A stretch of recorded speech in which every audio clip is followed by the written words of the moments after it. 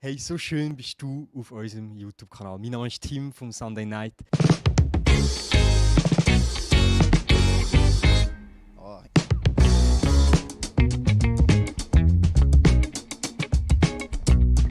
Bevor du in die Message eintauchst, möchte ich dich ermutigen, dass du noch das Video likest und subscribest. Und ich hoffe, die Message ermutigt dich. Wir sind in der Beziehungsserie und reden über Beziehung, wie können Beziehungen, Freundschaften grundsätzlich vertiefen. Und ich habe in den Vorbereitungen gemerkt, über ein Thema müssen wir einfach heute Abend darüber reden, nämlich was sagt die Bibel eigentlich zu dem Thema Sexualität. Weil gerade in den letzten Monaten, wenn wir immer wieder so Themen angesprochen haben, auch heikle Themen, ist etwas immer wieder auch mir übergekommen. Die Leute haben gefragt, ja, warum glaubt ihr eigentlich das, was ihr glaubt? Wir sagen es ja gerne so, wir glauben als ICF, dass Sex in eine geschlossene Ehe zwischen Mann und Frau gehört. Warum? Und das möchte ich euch erklären. Und ich nehme so ein bisschen Zeit, um euch quer mit durchzunehmen. Weil wenn wir das anschauen, woher kommt das genau, ist das nicht einfach die Inspiration von 2, 3 Bibelstellen, die wir rausgepickt haben. Unser Bibelverständnis ist nämlich, dass die Bibel ein hyperlinked Buch ist. Es gibt 65'000 so Querverweise, und das ist so in diesem Bild ist das zusammengefasst, wo Bibelstellen aufeinander Bezug nehmen und etwas wieder ansprechen und wieder aufgreifen und das wieder kommt. Das ist unser Bild von Bibel, oder das ist, wie die Bibel wirklich auch wissenschaftlich gesehen ist, sehr verlinkt. Und Sex ist nicht das Hauptthema der Bibel. Das Hauptthema der Bibel ist, dass Gott Mensch geworden ist und am Kreuz gestorben ist, sein Leben gegeben hat, dass wir Menschen, wenn wir glauben an Jesus, können aus Gnade herausgerettet werden und eine Ewigkeit mit ihm zusammen verbringen können. Wie schön ist das? Aber eines von den Themen, das sich durchzieht durch die ganze Bibel immer wieder sehr gleich wieder betont wird, ist das Thema eben Sexualität. Und darum möchte ich das mit euch anschauen. Wir fangen nämlich vorne an. Ich habe es euch hier mitgebracht. Der erste Pfeiler, der hier kommt, ist in Genesis, schon ganz am Anfang, im 2. Kapitel der Bibel, wird Sexualität das erste Mal erwähnt. Und das ist immer ganz speziell. Immer etwas, bei einer Bibelstelle oder das Thema das erste Mal aufgegriffen wird, hat es ein ganz besonderes Gewicht. Dort steht nämlich, wie der Mensch geschaffen wird. Und dann wird beschrieben, okay, Gott nimmt am Adam Rippen aus und schafft die Frau. Also ursprünglich sind sie eigentlich mal eins gewesen, aber aus dem Gleichen gemacht, beide nach dem Ebenbild Gottes. Und jetzt aber, das erklärt, warum ein Mann seinen Vater und seine Mutter verlässt und sich an eine Frau bindet und die beiden zu einer Einheit werden. Und das ist die Vision. Was bedeutet, warum ist es Sex da gemeint? Kommt ja nicht vor. Aber das Wort, das da gebraucht wird, von Einheit, von dem, dass sie ganzheitlich wieder zusammengefügt werden, beschreibt eben das, dass es nicht einfach nur etwas ist, was in den Emotionen ein bisschen schön ist oder dass sie da irgendwie sich gegenseitig Liebe versprechen. Es geht darum, um die geistlich, seelisch und eben auch körperlich, dass man jetzt wieder eins wird, körperlich, auch, dass Sexualität das ist, was eben auch da wieder zusammenbindet. Und jetzt gehen wir weiter. Ein paar Jahrtausende später passiert nämlich etwas. Der Mose nimmt da das Volk Israel aus Ägypten raus und dort wird ihm nachher in der Wüste, gibt Gott ihnen ein Gesetz. Er sagt, ihr seid mein Volk und ich tue euch jetzt die Vision, was ich habe für euer Leben, ganz konkret anfangen malen, was das dann praktisch in eurem Leben umgesetzt kann bedeuten. Und da wird der Bibelvers nämlich dann konkretisiert. Es geht also weiter und dort lesen wir im Gesetz zum Beispiel, dass in den 10 Geboten lesen wir das, könnt das im 2. Mose 20, findet ihr das? Dort steht, du sollst nicht Ehebrechen. Eines von diesen Geboten. Was bedeutet das genau? Ehebrechen, da geht es darum, dass du sollst treu sein in dem Innen und dass du sollst Sexualität ausleben, Geschlechtsverkehr innerhalb von dem Bund von der Ehe.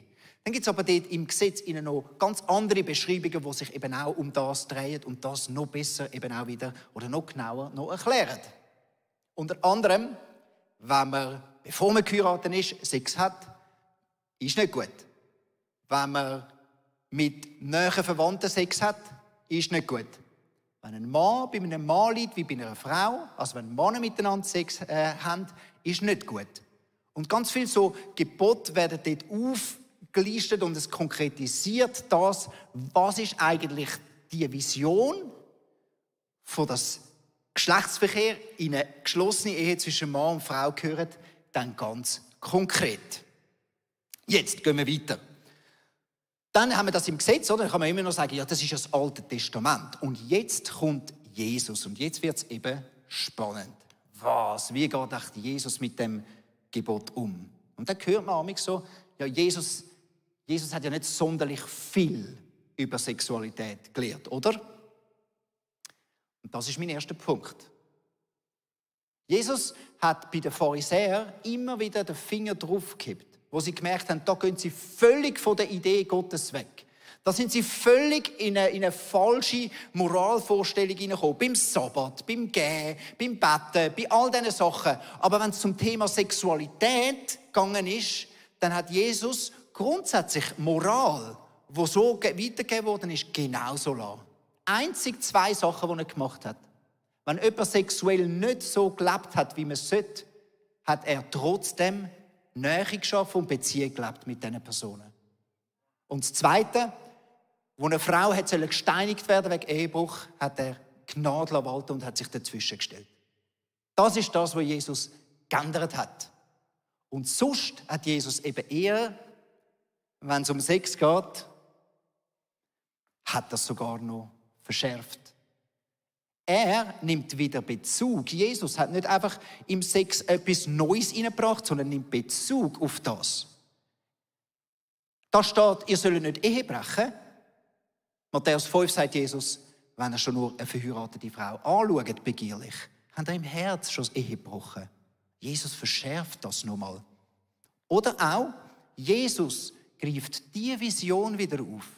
Also wie Jesus mit dem Thema Sexualität umgeht, ist, er nimmt das, was schon immer Gottes Idee war, und sagt, das tue ich jetzt euch noch kraftvoller erklären. Und dann steht da, Jesus sagt eben, schau, in der Bibel steht ja, ein Mann wird seine Eltern verlassen und seine Frau anhängen und sie werden eins werden.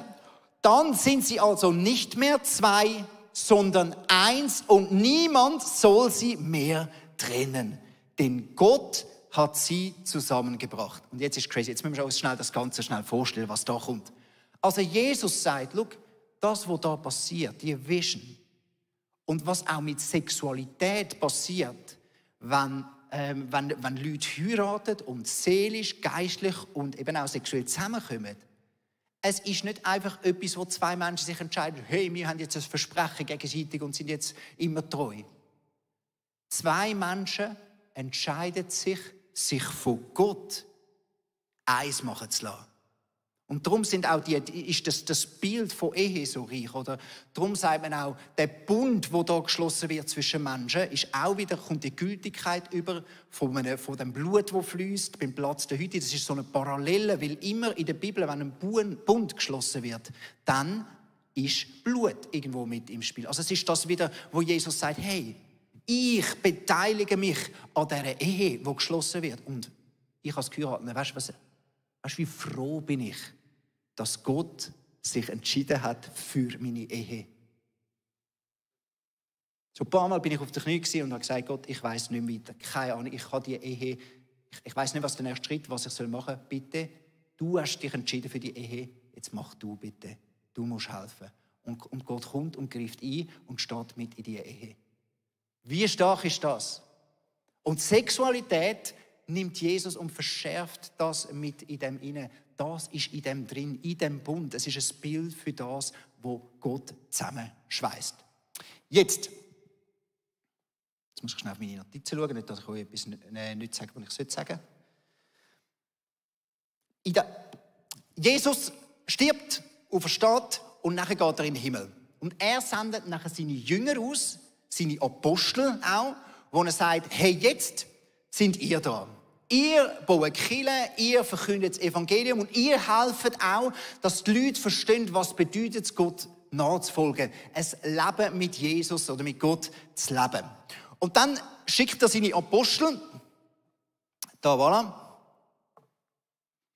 Und die Apostel müssen jetzt mit all diesen Gesetzen, ich meine, Jesus hat ja gewisse Sachen auch ein bisschen aufgelöst. Jetzt beim Sabbat muss man nicht mehr von allen Kräutchen jetzt auch noch den 10. genau geben. Jesus hat gesagt, der Sabbat ist für den Menschen da und nicht der Mensch für den Sabbat. Oder beim Essen hat Jesus auch gesagt, ja eigentlich mach nicht das dich unrein, wo du isst, sondern das, was du rauslässt, macht dich unrein. Und dann gleichzeitig auch all die Reinheitsgebote, die es ja alles gibt, wie man sich rein machen muss. Weil grundsätzlich sind wir ja rein, weil Jesus uns rein gewaschen hat. Das heisst, unsere Sünden werden nicht mehr vergeben, indem wir ein Tier schlachtet, sondern weil Jesus gezahlt hat. Also da gibt es ja ganz viele Sachen, die jetzt aufgehoben worden sind, von da nach da. Was wird dann aber nicht aufgehoben? Und die Apostel haben sich von Anfang an mit dem befasst und über das diskutiert. Und mehrmals wird eigentlich das beschrieben, dass eben auch Sexualität diskutiert worden ist. Ja, können wir das nicht auch?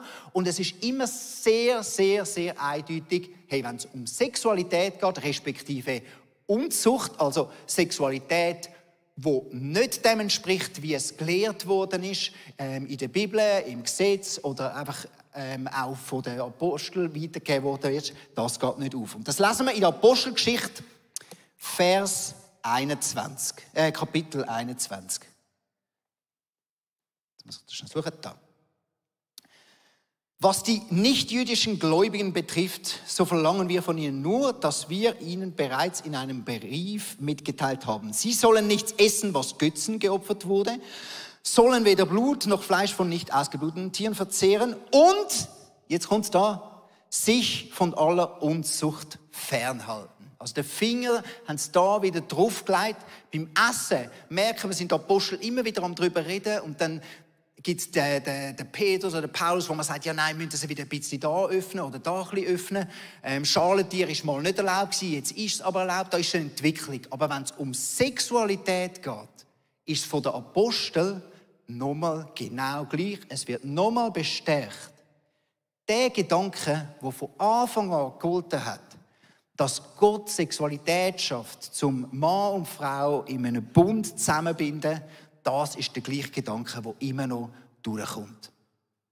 Jetzt, der Paulus ist ja einer von diesen Aposteln, er war übrigens da auch dabei gewesen, wo die Apostel das beschlossen haben. Und der Paulus selber greift die Bibelstelle von da auch nochmal auf und sagt, hey, es hat sogar einen geistlichen Aspekt in dem drin. Sexualität hat immer auch etwas Geistliches. Und nachher, lass uns das zusammen lesen, im 1. Korinther sagt der Paulus etwas, und ich glaube, das zeigt uns so gut, warum die Apostel gefunden haben, wir können jetzt Sexualität nicht einfach etwas ändern. Das vom Alten Testament, das, was Jesus bestärkt hat und vertieft hat, das nochmal ändern. Warum? Paulus sagt, deshalb haltet euch fern von aller Unzucht. Keine andere Sünde hat so große Auswirkungen auf den Körper wie diese, denn Unzucht ist eine Sünde gegen deinen eigenen Körper. Oder wisst ihr nicht, dass euer Leib ein Tempel des Heiligen Geistes in euch ist, der in euch lebt und euch von Gott geschenkt wurde? Und jetzt kommt's. Ihr gehört nicht euch selbst. Ihr gehört nicht mehr euch selbst. Das ist das Denken, das der Paulus hat, wenn es um den Körper geht, um Sexualität, Auslebung geht auch. Ihr gehört nicht mehr euch selber. Wenn man über Sexualität redet, oder, dann ist es so ein bisschen ein angespanntes Thema. Aber was ich in der heutigen Zeit immer wieder auch krass finde, wie viel auch immer es wieder Bestätigung gibt, dass so ausgelebte Sexualität einfach Frucht bringt. Habt ihr gewusst, vor einem Jahr ist eine Studie herausgekommen, die bewiesen hat, dass grundsätzlich alle Jungen, die noch in den 20er, also zwischen 20 und 30 sind, wenn die heiraten, tendenziell die Scheidungsrate ist eher hoch. Aber es gibt eine Ausnahme. Wenn junge Menschen heiraten und mit ihrer Heirat ganzheitlich, sprich dann erst zusammenziehen, also sie ehren die Ganzheitlichkeit von einem Ehebund, dann ist es eine der tiefsten Scheidungsraten, die es gibt. Und das ist noch krass, er sagt, die Wissenschaft hat das herausgefunden. Also der Grundgedanke, wenn Mann und Frau heiraten, ist es etwas ganzheitliches. Und trennt nicht das Geistliche vom Seelischen, vom Körperlichen, vom Juristischen, vom Sozialen. Es ist eine Ganzheitlichkeit von dem Ehebund. Darum empfehlen wir auch immer wieder, macht das gleichzeitig. Macht das zusammen, geht so, wenn ihr heiratet, macht das als ein Päckchen. Jetzt werden wir eins und Gott fügt uns jetzt so in dieser ganzen Einheit zusammen. Ich bin mir aber auch bewusst, dass in der heutigen Zeit ist es natürlich auch, wenn der Paulus sagt, natürlich, gerade wenn es zu Sexualität kommt, schau, du gehörst nicht mehr dir selber. Du gehörst nicht mehr dir selber, dein Körper gehört nicht mehr dir selber, ist das eine Provokation. Seit der sexuellen Revolution grundsätzlich hört man das, deine sexuellen Bedürfnisse und Wünsche solltest du ausleben, sonst ist etwas falsch und ungesund. Wenn du 30 bist und du hast noch nie Geschlechtsverkehr gehabt, ist etwas falsch mit dir. Wenn du Emotionen hast, das sexuelle Gefühl, sexuelle Neigungen, gilt es, das auszuleben, es ist besser. Kennt ihr das? Und die Bibel hat im Grundsatz so eine andere Sicht auf das. Die Bibel sagt nicht, sexuelle oder Geschlechtsverkehr ist für alle. Geschlechtsverkehr hat einen Platz, sagt die Bibel. Und ich weiss, dass heutzutage gibt es Theologen, die progressiv sind und sagen, ja, schau, das ist doch heutzutage klar, man muss seine Sexualität ausleben können, so wie man sie empfindet, soll man es auch machen. Das ist richtig und das ist so gegeben, das heisst, die Bibel muss man darum argumentieren und einzelne Sachen auseinandernehmen. Und dann wird nicht die rote Linie gesehen, wo die Bibel grundsätzlich redet, sondern es werden einzelne Sachen rausgepickt. Zum Beispiel, ein Argument, das ich viel höre. Lass uns jetzt das Thema Homosexualität nehmen.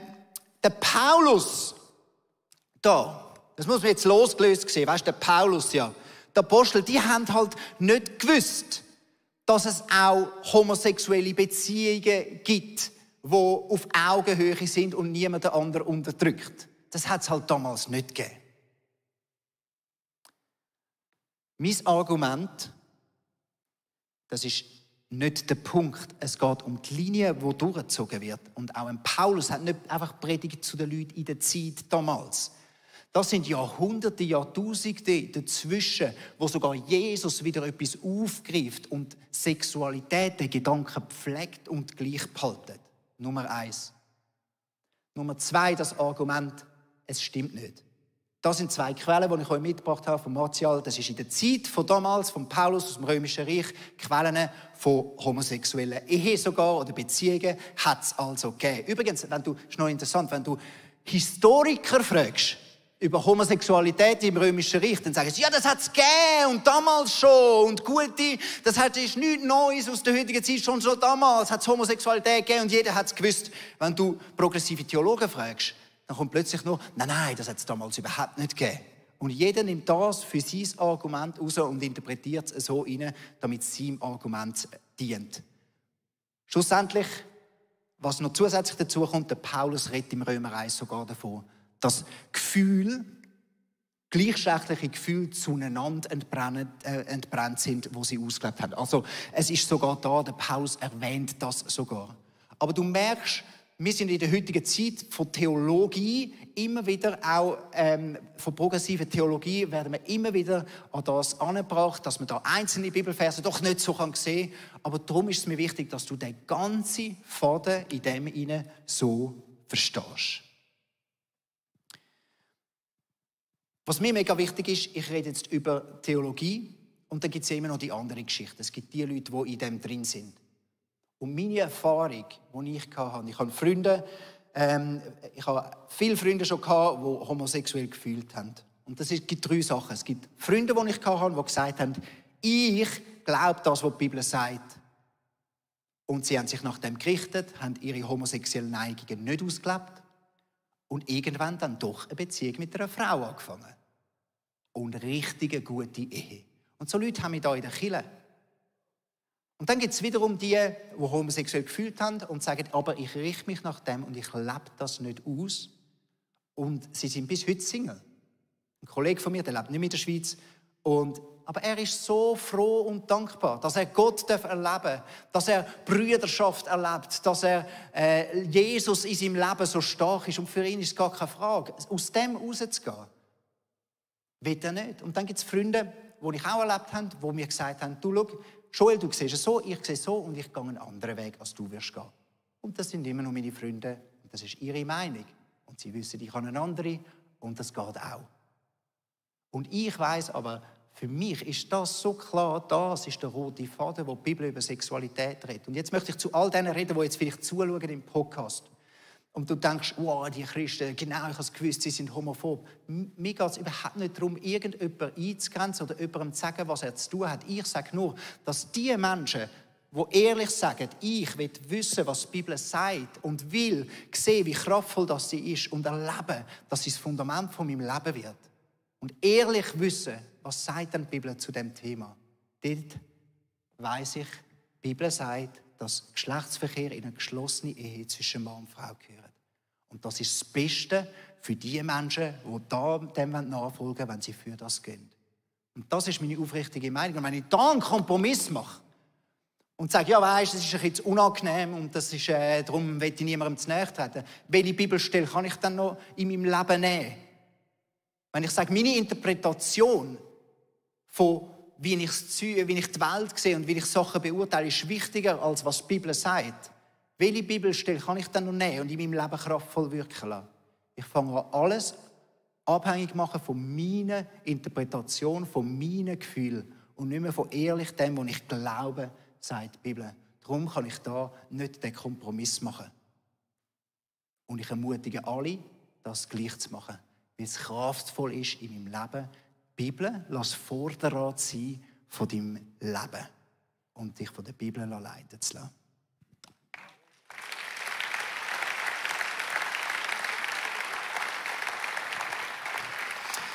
Der Punkt ist ja der, wenn ich heute hier rede, dann rede ich zu Singles, ich rede zu Pärchen, zu Verlobten und ich sage euch allen da, habt noch keinen Geschlechtsverkehr miteinander vor der Ehe, sondern macht das in der Ehe oder gar nicht. Und das ist noch ein krasses Statement. Aber für uns ist es krass, weil wir von dem ausgehen, ja, ausgelebte Sexualität ist wichtig für jeden Menschen. Wer sagt das? Die Bibel sagt das nicht. Ein anderer Grund, warum ich das glaube, die Bibel sagt das nicht. Die Bibel sagt zum Beispiel, die grösste Liebe, die du erleben kannst, ist nicht die in der Ehe. Im Johannes 15, Vers 12 und 13, oder Vers 13, dort steht, die größte Liebe beweist der sein Leben für die Freunde hingibt. Du verpasst nicht die grösste Liebe, die ein Mensch zu einem Menschen haben kann, wenn du nicht geheiratet bist, wenn du nicht romantisch das erlebst. In Freundschaften, sagt Jesus, in Freundschaften erlebst du die grösste Liebe, sagt Jesus. Das zweite Argument, Jesus selber ist ganz Mensch geworden. Mit allem, was dazu gehört, ist er Mensch geworden.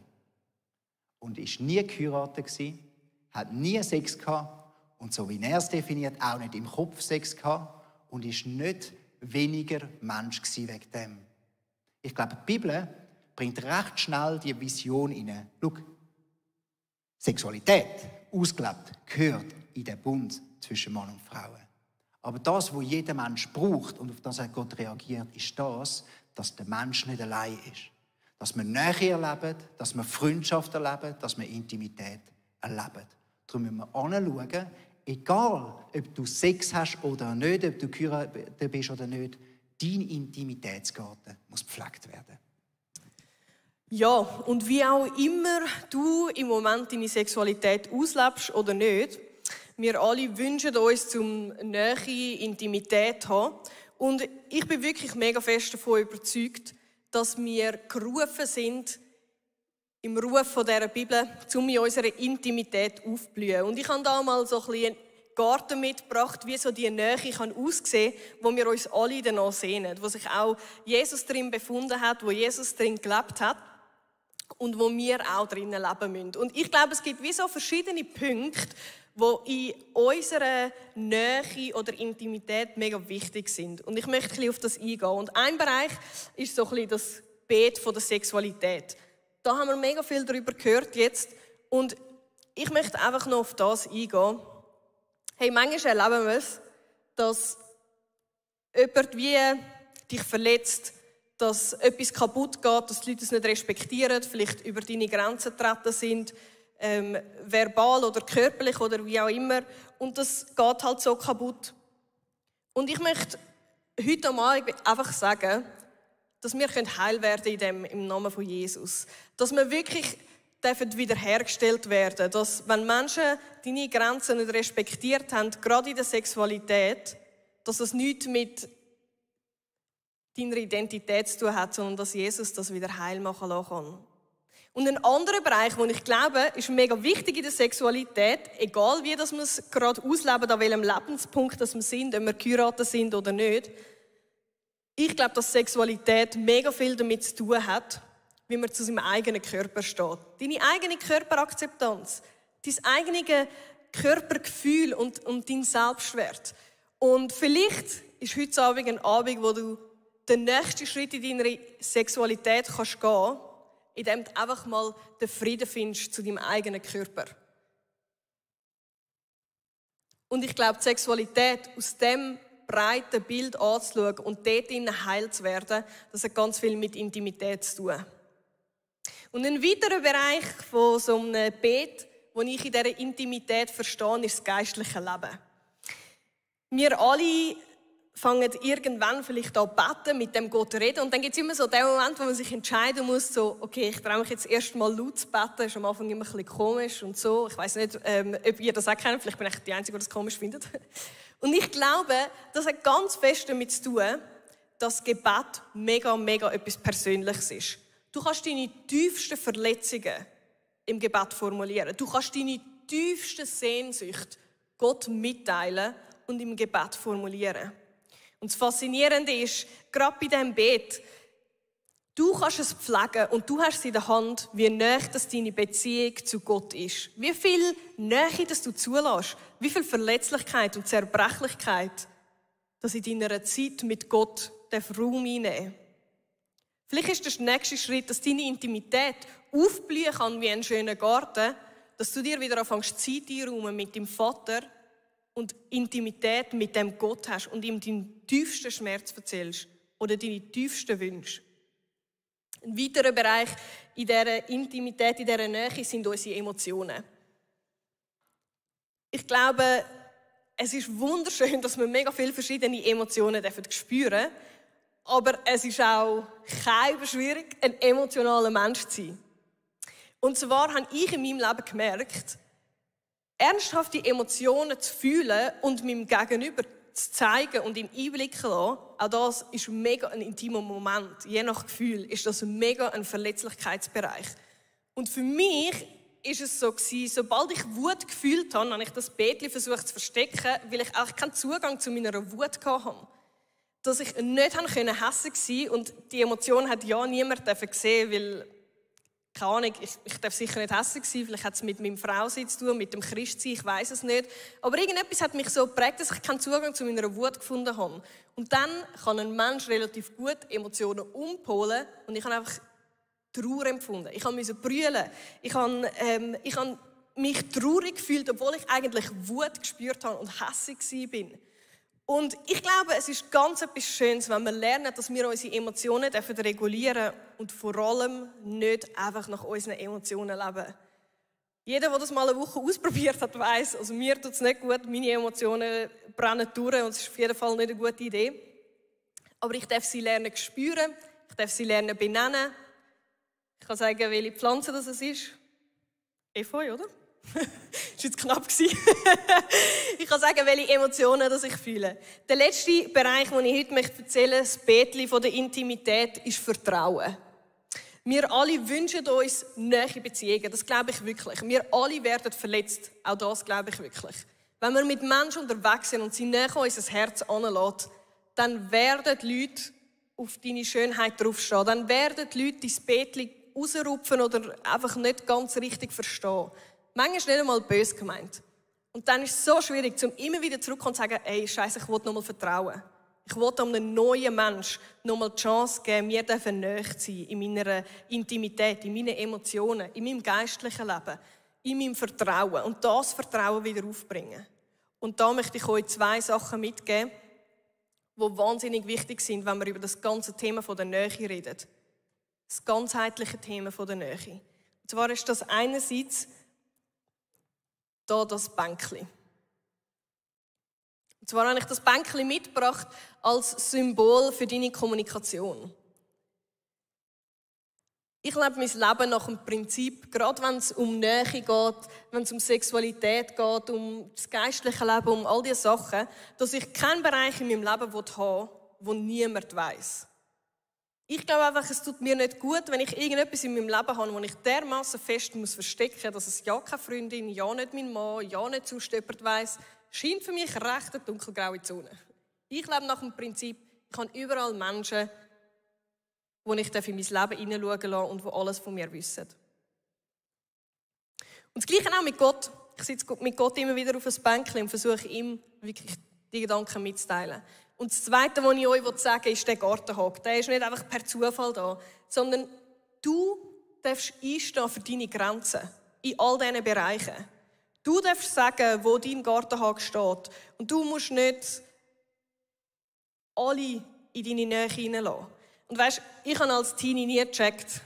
Ich wünschte, mir hätte das jemand gesagt. Ihr seid vielleicht auch schon zu alt, ich sage es trotzdem euch, einfach, dass ich einen Haken kann setzen in meinem Herz. Ich wünschte, mir hätte als Teenie jemand gesagt, dass ich nicht jedem Schulkollegen und jedem random Menschen, den ich kennenlerne, muss erzählen, wie dass ich jetzt genau meine Sexualität ausleben will. Weil ich habe immer das Gefühl gehabt, dass ich irgendwie, keine Ahnung, Gott verteidigen oder für das einstehen oder whatever. Aber ich hätte einfach auf den Gartenhag ziehen und sagen, geht dir gar nichts an. Und das müssen wir lernen. Sagen, ich habe einen Gartenhag und meine Nähe und meine Intimität ist zwischen meinen nächsten Freunden und Gott. Und vielleicht noch jetzt mit meinem Mann. Und da gibt es einen wunderbaren Vers, da möchte ich eintauchen mit euch. Und zwar ist das im Psalm 139. Dort steht, durchforsche mich, Gott, sieh mir ins Herz, prüfe meine Wünsche und Gedanken. Und wenn ich in Gefahr bin, mich von dir zu entfernen, dann bring mich zurück auf den Weg mit dir. Hey, nach dem will ich leben. Und ich glaube, ganz vielen von euch geht es gleich. Wir haben Fragen über die Bibel, Fragen über unsere Gefühle, über unsere Intimität, über unsere Sexualität. Aber ganz viele von euch haben das gleiche Ziel mit mir, dass wir sagen, schau Gott, ich will auf deinem Weg laufen. Und offensichtlich habe ich es oft nicht im Griff. Und darum schau mir ins Herz. Du darfst in meine Gedanken und in mein Herz hineinschauen und du darfst mitreden. Ich gebe Gott ganz bewusst immer wieder die Erlaubnis, um in diese Bereiche von meiner Intimität, von meiner Nähe hineinzuschauen. Gott darf reinschauen und er darf mitreden. Und manchmal scheisst es mich an, manchmal hat er eine andere Meinung, ist halt so. Der Vers berührt mich. Durchforsche mich, Gott, sieh mir ins Herz, prüfe meine Wünsche und Gedanken. Und wenn ich in Gefahr bin, mich von dir zu entfernen, dann bring mich zurück auf den Weg zu dir. Und schau, ich will euch einladen. Es ist ganz an dir. Du darfst den Gartenhag jetzt ziehen oder nicht. Du darfst das zulassen oder nicht. Aber ich möchte heute Abend euch wie einladen, dass wir im Gebet das aussprechen, gerade über dem Thema von der Sexualität und von der Intimität. Dass wir wie sagen, schau Gott, ich möchte eigentlich mega gerne auf deinem Weg laufen.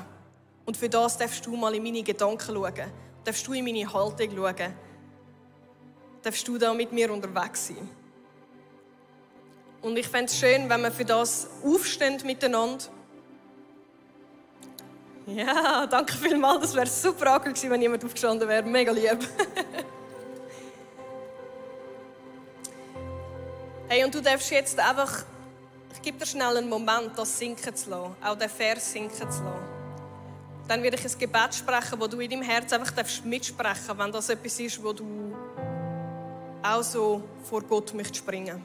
Und ich lade dich dazu ein, weil ich glaube, es bringt ganz viel Heilung mit sich. Und ganz viel Freiheit.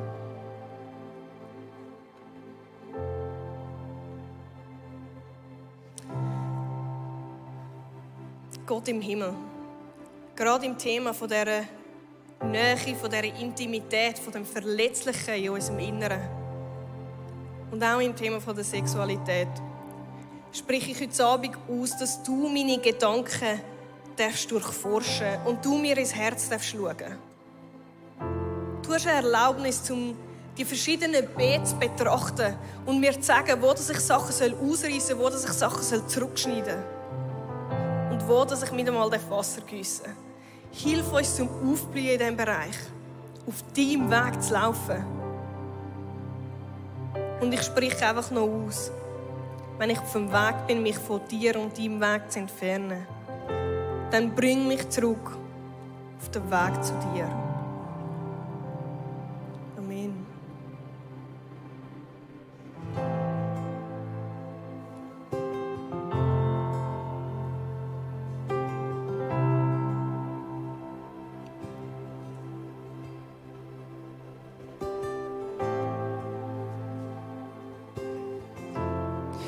Und in aller Schwachheit, Jesus, kommen wir auch vor dich, in allem auch, wo Überforderung da ist, mit all unseren Geschichten.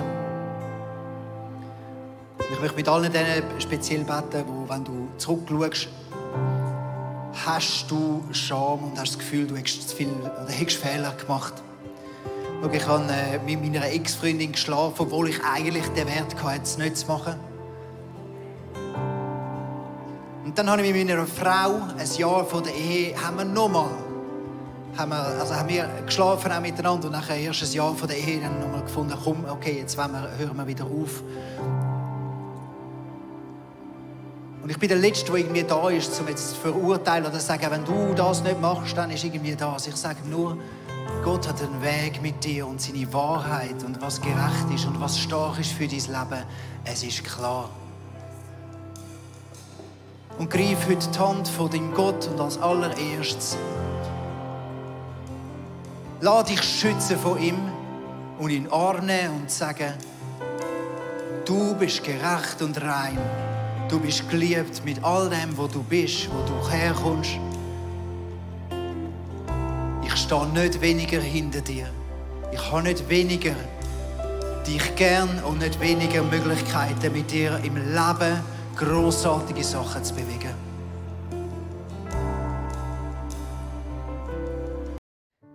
Ich hoffe, die Message hat dich ermutigt und dir weitergeholfen, wo du stehst in deinem Alltag. Ich möchte dich ermutigen, wenn Gott zu dir geredet hat und wenn du das Gefühl hast, Gott macht etwas fest im Herz, schreib das noch auf, weil wir vergessen immer wieder so schnell, was Gott zu uns redet. Hey, und wenn es dich interessiert, wer der Sunday Night ist, was das für ein Gefäß ist, dann möchte ich dich ermutigen, hey, wir haben einen Telegram-Channel, du bekommst jetzt gerade hier einen Einblender, wo du kannst, den abonnieren und du wirst immer die neuesten Infos bekommen, was wir als Community machen, am Freitagabend, am Sonntag, was auch immer gerade ansteht. So bist du immer auf dem neuesten Stand. Ich wünsche dir eine super Woche.